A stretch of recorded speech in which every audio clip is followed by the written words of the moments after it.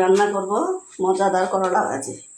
করলাটা আমি এই যে আলু আর করলা ধুয়ে নিছি ভালো করে, করলাটা চিকন করে কাটে লবণ দিয়ে কষলায়ে আলু সহ ধুয়ে নিছি। এখন করলাটা আমি কড়াইয়ে দিয়ে দিলাম।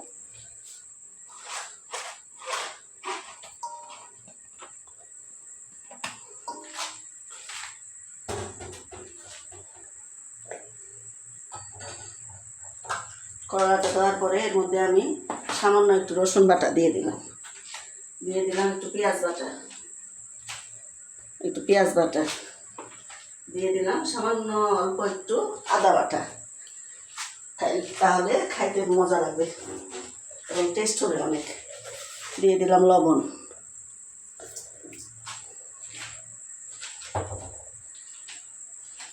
দিয়ে দিলাম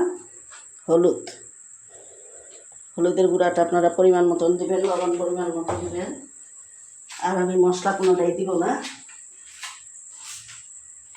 এখন এর মধ্যে আমি দিয়ে দিব কাঁচামরিচ, কতগুলা কাঁচামরিচ দিয়ে দিলাম।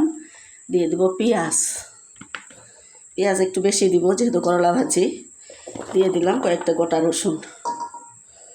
রসুনটা আমি বড় রসুনটা নিছি, রসুনটা নিয়ে কোয়া করে নিছি। দিয়ে দিলাম রসুনটা।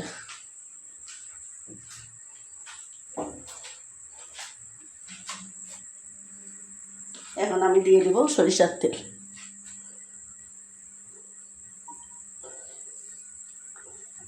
ভালো করে একটু মাখায় নিলাম।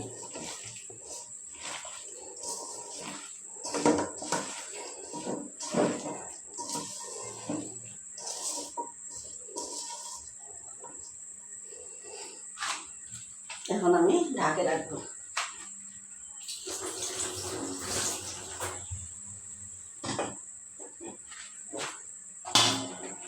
এখন আমি ঢাকে দিলাম। কতক্ষণ?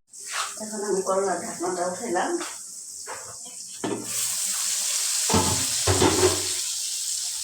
তেল উঠে আসছে আমার ঢাকনা দিয়ে।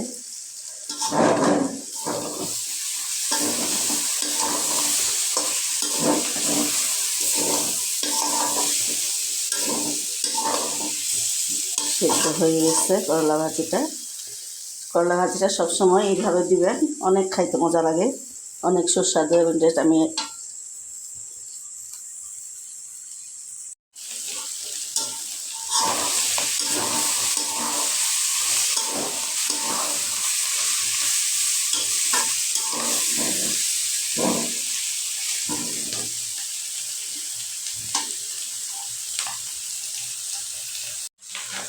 যে করলা ভাজিটা আমার হয়ে গেছে।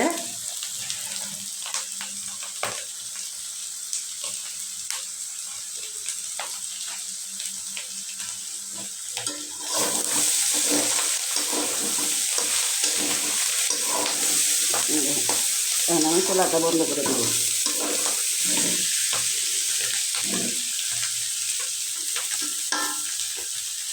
করলা ভাজিটা আমার হয়ে গেল, চুলাটা বন্ধ করে দিতে দিয়ে এখন আমি উঠাই নেব।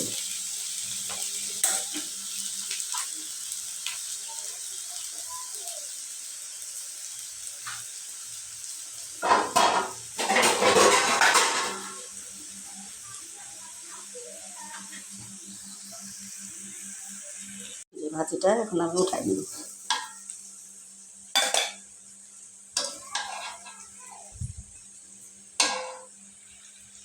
এই যে করলা ভাজিটা আমার হয়ে গেছে, আমি উঠায় রাখছি। আমার ভিডিওটা ভালো লাগলে লাইক দিবেন, শেয়ার দিবেন, কমেন্ট করবেন, ফলো করবেন।